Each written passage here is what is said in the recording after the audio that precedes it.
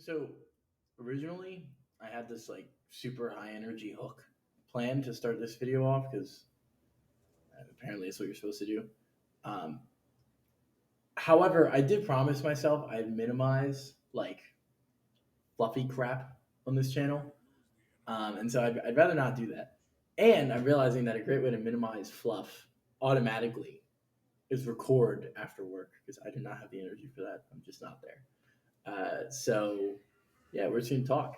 Um, So if I had the energy to deliver this with a lot of it, I would say, what if I told you that one belief could make or break your success in engineering? Um, Now, immediately that's like a pseudo lie because even though it doesn't say this explicitly, implicitly there's kind of this message of like if you believe this one thing, you will be successful, or at least lots of videos I've seen framed this way kind of fall into that thinking. And obviously that's not true. Like there's a million and one things that factor into whether or not someone's successful in any field. But what I do believe is that not thinking about your career this way, that we'll get into, not holding this belief system bars you from a certain level of success. And I think that bar is high. Like there's lots of jobs out there. There's lots of work to be done, and you can lead a long career uh, without thinking this way. I'm sure lots of people have, but I do believe personally, having met some mythical 10x engineers, uh, not one of them myself, but hoping to be someday, that all the best ones do think this way, and that's what gets them there over time, right? And speaking of over time, uh, I I think that the longer you hold this belief and act in alignment with it, like the easier it gets, and the more it pays off, which is great news. So enough beating around the bush. What is it?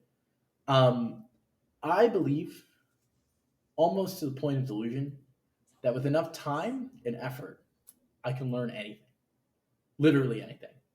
Like I studied aerospace engineering in college, and I believe that with enough time and effort, I could become a global epidemiology expert or a printing Nobel Peace Prize winning economist or something. Right? I just do. It sounds delusional because it is. I've thought this way for a long time, and it's probably not true. I know like neuroplasticity goes down as we get older. I'm not getting any younger, but it served me well. And the reason being that it forces me into situations that I'm not comfortable being in. It forces me into taking on tasks and responsibilities and leadership positions that I don't feel qualified for. And not most of the time, some of the time, it's because I'm genuinely not, right? Uh, and I care a lot about my job. I care a lot about the quality of work that I do and that I put into the world. And so it forces me to close the gap from A to B, close the gap from where I am to what's required of this role, to become the kind of person who deserves it, right? And it's uncomfortable and it's nonlinear and involves a lot of like wandering in the dark and unanswered questions and insecurity about where I stand. Like that's what imposter syndrome is, right? A lot of faith, but it served me well because eventually it works. It has worked in my experience. If you get the job done, chances are along the way you became the kind of person who could get the job done. Either that or you have some serious luck, and I'd love to borrow it, right? Um, and I think that repeating this process over years and years and years in different scenarios, different situations, is what makes the best of us. It's what makes the best engineers. And so, in my quest to become one of them, that's what I'm doing. I'm just constantly like looking for opportunities to grow and learn, which I'll get into kind of actionable steps later. But yeah, it served me well, and that's why I hold it to be true, right? So if this is a strong belief we're going to hold, by the way, if it looks like I'm looking at notes, it's because I am. If this is a strong belief we're going to hold, what we should define rigorously, like what it means and what it doesn't mean. So what does it mean, right? First of all, I think I said first of all twice, but whatever. If you've heard of a growth mindset before, you're probably like rolling your eyes right now, right? This is a growth mindset. It's just a growth mindset, but I've downscoped it to engineering. Uh, and if you're familiar with growth mindset, you know, like people who hold it, and what I mean by growth mindset is like this belief that challenges and struggles in your life are opportunities to grow, and that in taking them, you'll become a better person and lead a better life in the long run, even if in the short run it's painful. Um, Holding that kind of growth mindset, it's not the most rigorous definition ever, but we'll roll with it, uh, has like tons of positive outcomes in multiple areas of life, like uh, fitness, um, relationships, pushing yourself to try new things, like new social environments. Growth, it's a growth mindset, right? And it's super healthy, at least in my experience. It's number one. Number two, I believe it's about trusting the process. It's about realizing that like wandering around in the dark is part of your job. It's part of what you're paid to do, right? These problems are called pain points for a reason. Like knotting them out, figuring them out, uh, like figuring out how to solve them, and then actually going through and solving them. Uh, if it's interesting work, it's probably going to suck a little bit. It's going to be uncomfortable. It's going to be scary. It's going to hurt. It's going to require a lot of you, and that's like it's not part of the job. It is the job. That's what you're paid to do. So that's a pretty liberating feeling of like it's about presence. It's about like I am where I'm supposed to be. I am doing what I'm supposed to be doing. Um, yeah, I think that's super important. Like to trust the process. And then lastly, it's recognizing that like I find that 9 times out of 10 we overprescribe talent or talentlessness, even more so, unfortunately. Uh, what we see as talent is usually just a lot of unobserved work. It's like what's that quote? It's like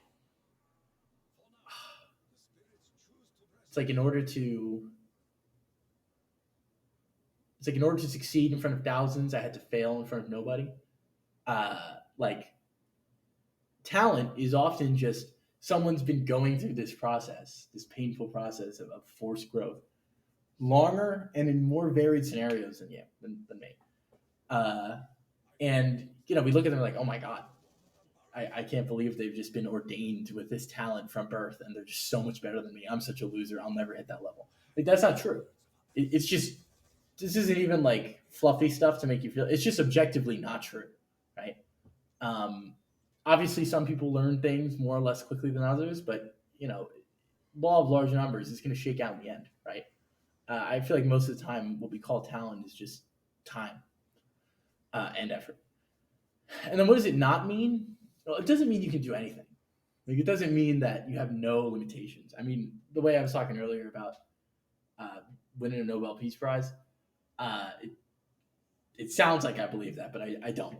Like time, effort, and attention as well are finite resources that, if we're lucky, we're being paid to apply to these problems, right? Someone is paying you to do this. And while you should revel in the opportunity to learn as much as you can, you have to make sure that it's a worthwhile investment for both parties, for you and your employer. Because for you, like if you're learning things that are genuinely not like aligned with the kind of career you want to lead or the kind of stuff you want to do, it might not be worth it. And for your employer, if things aren't getting done because you're just off in la la land learning all day, like you're back in university, then you might not be working there for very long, right? So it's a cost benefit analysis. Like you're looking for things that force growth and are worth it. Like that growth will be rewarded afterwards, whether it's financially, whether it's with a promotion or with opportunities to do more stuff. Maybe the stuff down the line is more in line with what you're interested in, even if this immediate thing isn't. Like run that cost benefit analysis every time, and try to make sure you're in the green. In the green? I think that's the right way to say that. I'm not a finance person. I got work to do before my Nobel Peace Prize. So yeah, I want to wrap with like a short personal story and then some actionable steps here. So personal story, right? Last internship of college, get this sweet gig, remote, part time, super excited.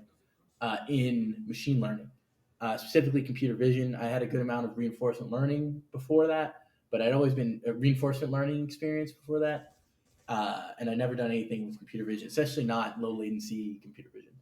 Um, so I was excited for that. In addition to not being the most experienced with computer vision, we also were trying to implement certain computer vision algorithms on an FPGA. Now, an FPGA is a special type of processor that basically can be reconfigured with something called a bit stream. So you write out a state machine that describes the kind of processor you want, whether that's like in some specific ISA or an accelerator for some specific operation, and you write out something like Verilog or VHDL. You synthesize a bit stream. It's kind of like uh, compiling a binary. It's not really. So I'm getting some hate in the comments. Not that anyone's looking at this or whatever. So you synthesize a bit stream and then you send that bit stream to the FPGA and you get like logic gates in that array. It's a field programmable gate array that are like optimized to perform the operations you want or are configured to be the kind of processor you want. Um, I did not know any of this when I started this job. I didn't study electrical engineering. I can't even draw a logic gate, like a NAND gate or something. I'd never written a lick of Verilog or any other hardware description language. I had nothing, right? So at this point, like, figure I knew half the machine learning stuff and none of the FPGA stuff. We're sitting at a pretty 25%. So we're doing great. Um, and I took the job anyway. I took the internship anyway. I mean, obviously, money's a factor. Like, they offered me the position, and I was looking for work because I didn't have a lot of credits going on. But also, like, I wanted to learn. I genuinely wanted to learn. Um, Even though I never really had any interest in FPGAs. I mean, sure, I'd had an interest in computer vision, but definitely not FPGAs. I didn't even know what they were. How could I be interested in them? So I worked pretty hard that internship. I worked longer hours than I was contracted for.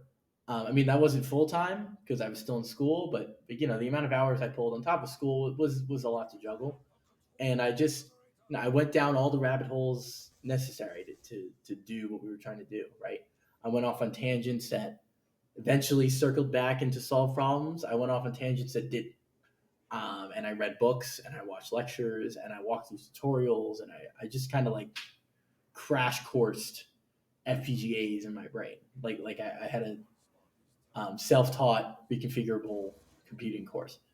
Um, did we accomplish everything in that internship that I wanted to? No. We Not to get too technical, but basically we had the software and we had the hardware, but we didn't have the compiler in the middle, right? So even though I had the kind of hardware that I wanted, and it was it was put together to run certain algorithms. I didn't have a good tool chain for getting algorithms onto that new chip, synthesized chip, which was a bummer. But what was not a bummer is that became my full time job that I still work, and I love this job.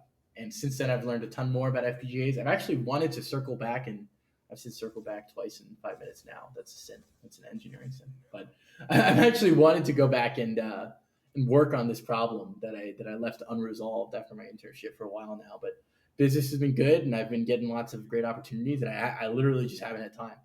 I barely have time to do new cool stuff like this channel, but um, yeah, so I'd say for everybody involved, it was a good outcome. It was definitely a good outcome for me, and it's definitely been worth it. And I'd like to think that when I was hired, they didn't look at me and say, "Oh, this guy knows everything he needs to know for this job," because I definitely did not, and that was blatantly apparent. And I never lied to anybody, right? Like I never told anybody that I had experience I didn't. Um, Definitely don't do that. But they did look at me and say, "This is somebody who can learn. This is somebody who can stretch their own capabilities and take initiative and you know hopefully do whatever it takes to get the job done." And they hired me, and here I am. So I'm pretty happy with how things turned out. So before we wrap here, what are some actionable like steps you can take? Like, what does acting in accordance with this belief, with this thought process, look like? Well, first of all, I mean, this is a given. I just described it, right? Take on projects outside your comfort zone. Um, that was a pretty extreme scenario I just described. For me, I found that like a 50-50 split between stuff you know and stuff you don't know for a project or for a position, whatever, is good.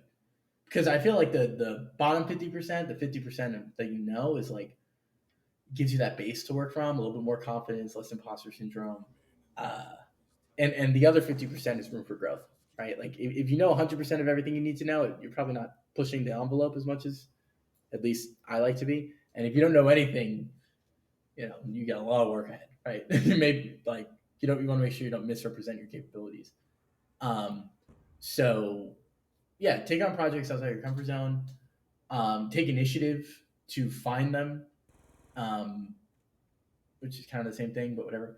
And then lastly, I think like more importantly or most importantly, um, identify what you want to learn, right? So that when opportunities to learn them comes, when an opportunity to learn them comes, you take it. You know to take it, right? And the FPGA thing for me was not that. It was kind of just like, okay, like here we go. But since then, there's been lots of projects. Kind of sometimes it's stuff that I learned in school that I haven't touched on in a while, and I'm excited to relearn a little bit.